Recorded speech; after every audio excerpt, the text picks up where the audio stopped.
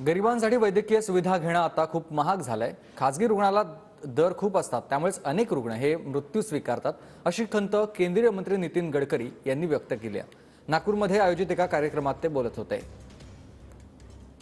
Transplantation, lung transplantation, liver transplantation हे पुढे आहेत, पण जर लिव्हर ट्रान्सप्लांटेशन जर एम्समध्ये असेल, तुम्ही दुसऱ्या ऑर्गनचं डेव्हलप करा, कारण गरीब लोकांना आता मेडिकल ट्रीटमेंट घेणं खूप कठीण झालं आहे। प्रायव्हेट हॉस्पिटलमधले रेट खूप जास्त आहे, त्यामुळे अनेक लोक मृत्यू स्वीकारतात, पण आज वैद्यकीय सुविधा घेऊ शकत नाही।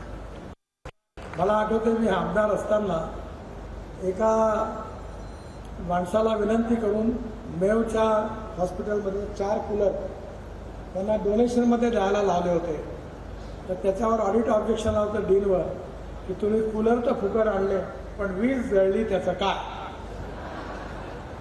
असे अनेक लोक ऑब्जेक्शन घेणारे सरकारमध्ये काही कमी नाही आहे।